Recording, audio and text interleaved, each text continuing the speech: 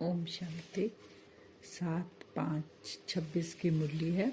बाबा कहते हैं, मीठे बच्चे, तुम ब्रह्मा मुख वंशावली ब्राह्मण हो। तुम्हें ही बाप द्वारा ज्ञान का तीसरा नेत्र मिला है। तुम अभी ईश्वरीय गोद में हो।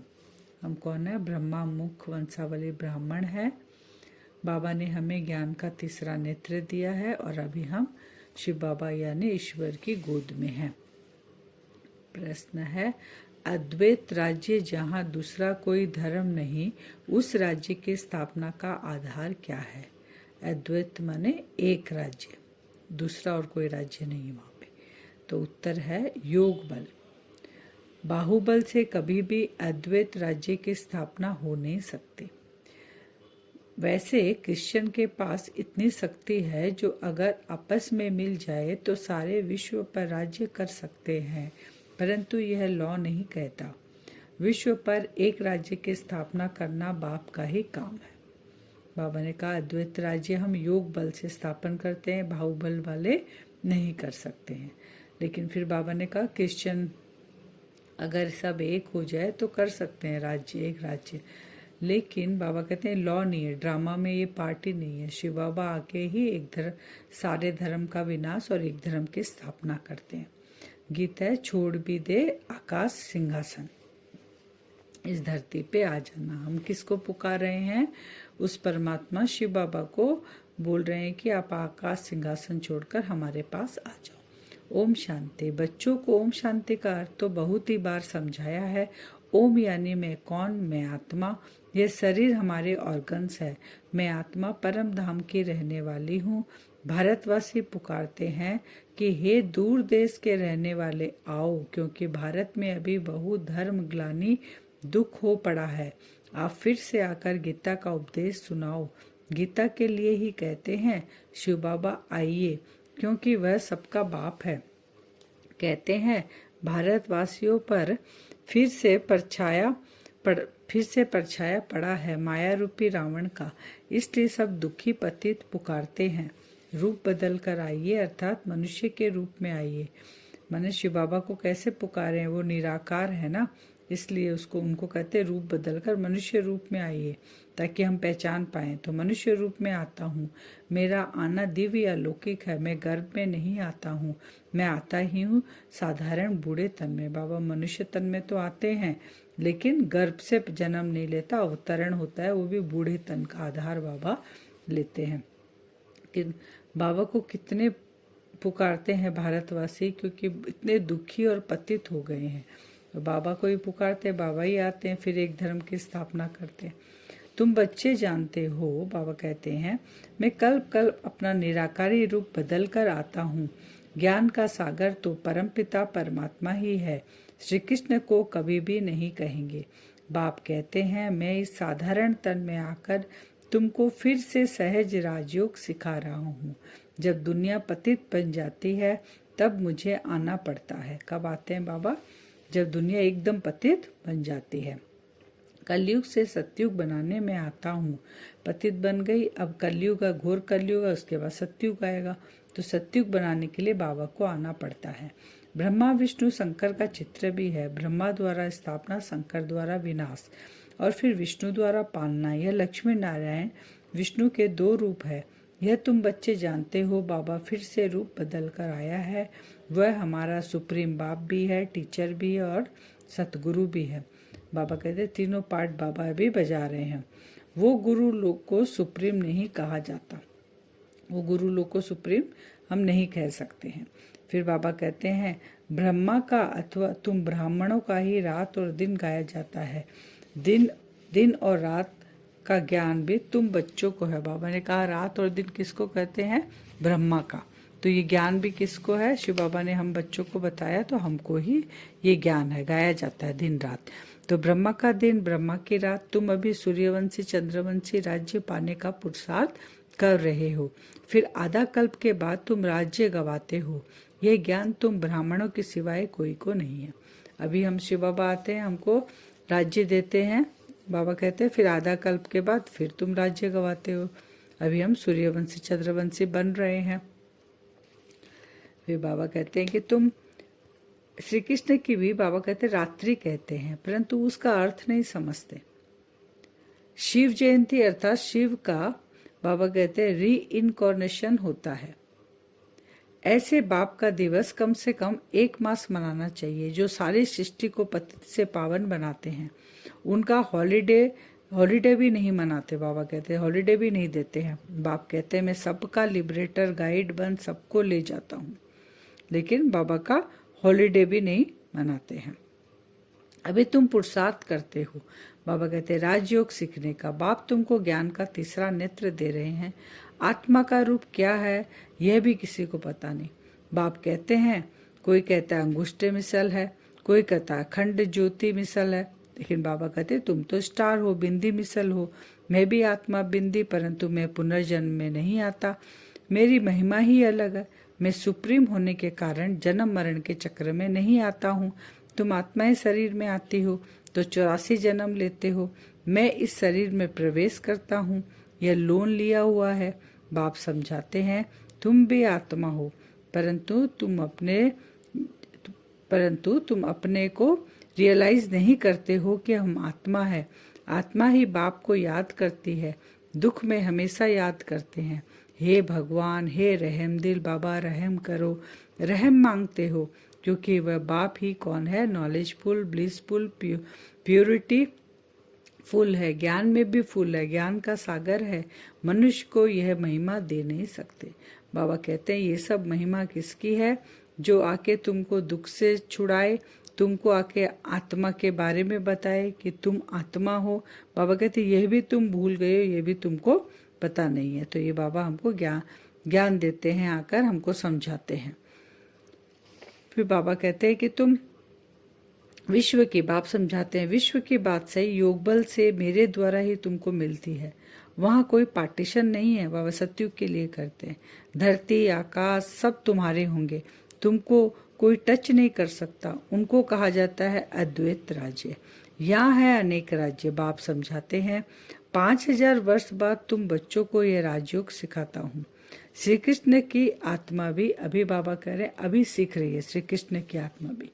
फिर बाबा रक्षाबंधन के लिए कह रहे हैं, रक्षाबंधन का उत्सव मनाते हैं ना, उसके लिए बाबा कहते हैं उत्सव इतना क्यों मनाते हैं यह कोई को पता नहीं। बाप ने ही आकर प्रतिज्ञा ली थी कि अंतिम जन्म में तुम दोनों पवित्र रहो। सन्यासियों का तो धर्म ही अलग है, ज्ञान भक्ति और वैराग्य, यह तुम्हारे लिए है। ये किसके लिए है? ज्ञान भक्ति और वैराग्य हमारे लिए। हमें ज्ञान मिला, फिर भक्ति यानी हम एक की करते हैं, अव्यभिचारी, एक शिव बाबा की याद में हम रहते हैं। तो हमको सभी चीज़ों से, स्थूल चीज़ों से, सूक्ष्म चीज़ों से, देह से, देह के संबंध से, पदार्थ से, वैभव से हमें वैराग्य आ जाता है। तो ये तुम्हारे लिए है। तुमने देखा होगा पादरी लोग चलते हैं तो आंखें एक तरफ रहती है और किसी की तरफ देखते नहीं। बाबा कहते हैं, समझा रहे हैं बाबा कि कैसे वो एक को याद करते हैं। नन्स होती है ना, अब वह तो क्राइस्ट को याद करती है, कहती है क्राइस्ट गॉड का बच्चा था। तुम्हारा कोई सफेद कपड़े आदि से कनेक्शन नहीं है, तुम तो आत्मा हो, नन बट वन। माने हम कौन है? केवल एक की ही याद में हम रहेंगे, बस उस एक को ही हमें याद करना। हम सच्चे सच्ची नन है शिव बाबा की। सच्ची नंस तो तुम हो, तुमको वर्षा उस बाबा से मिलना है। उनको याद करेंगे तभी विकर्म विनाश होंगे। वो तो वहाँ देहधारी को याद करती है और हम यहाँ डायरेक्ट शिव बाबा को याद करते हैं, तो उससे हमारे विकर्म विनाश होंगे। इसलिए बाप का फरमान है मामे कम याद करो। आत्मा का निश्चय न होने के कारण नंस फिर क्राइस्ट को याद करती है। गॉड कौन है यह नहीं जानती।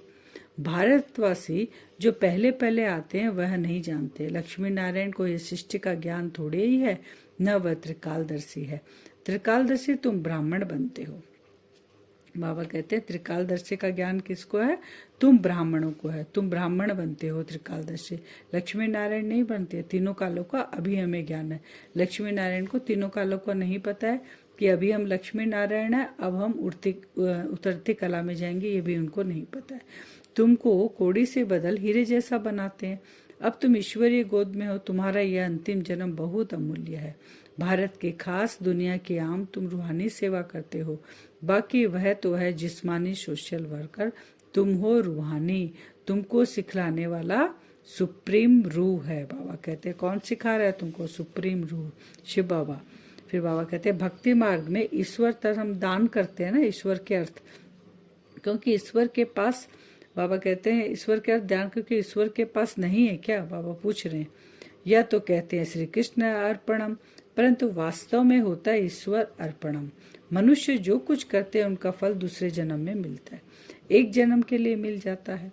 अब बाप कहते हैं मैं आया हूँ, अगर हम अभी बाबा के अर्पणम करेंगे तो हम 21 जन्म के लिए हमें मिलेगा, क्योंकि मेरे अर्थ डायरेक्ट कुछ भी करते हो। अभी हम क्या करें? डायरेक्ट करें, इनडायरेक्टली भक्ति मार्ग में करते थे, अभी डायरेक्ट करें तो 21 जन्म का हमें प्राप्त होता है, इनडायरेक्ट करते हो तो एक जन्म का हमें मिलता है, अल्पकाल का।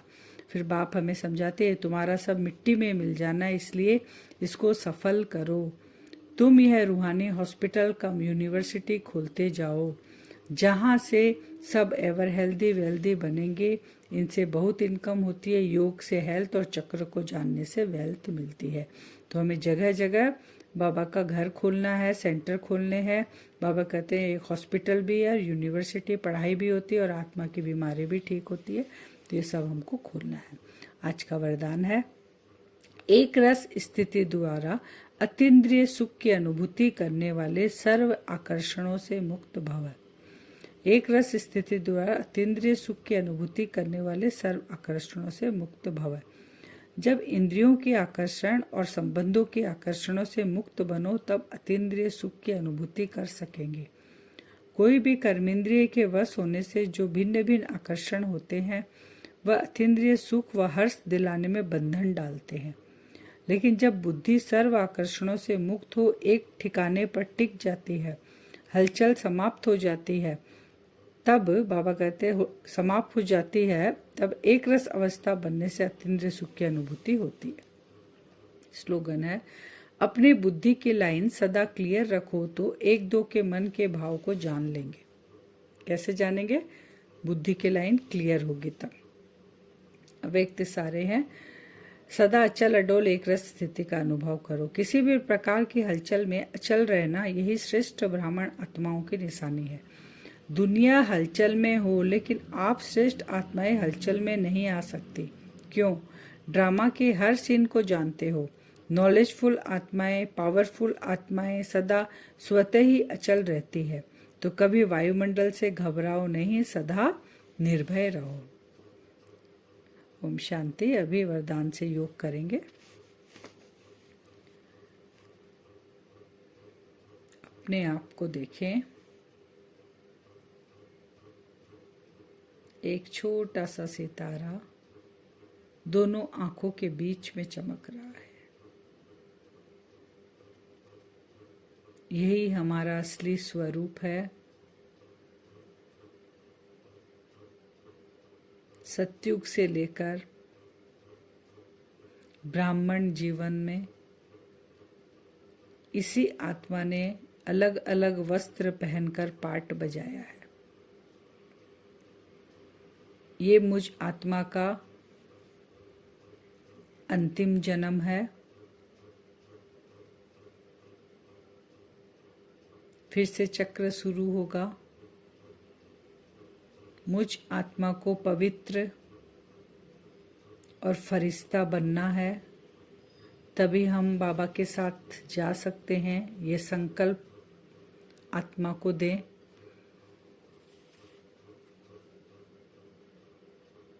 मुझ आत्मा को मालिक बनकर अपने सारे बंधनों को काटना है। विजुअलाइज करें, भ्रकुटी सिंहासन पर बैठने वाली मैं आत्मा मालिक हूं। एक के रस में उस एक से ही मेरा संबंध है। मुझ आत्मा का पिता परम धाम से देखें, बाबा से एक लेज़र लाइट की तरह लाइट निकलकर मुझ आत्मा के ऊपर पड़ रही है। मेरा कनेक्शन केवल एक शिव बाबा के साथ।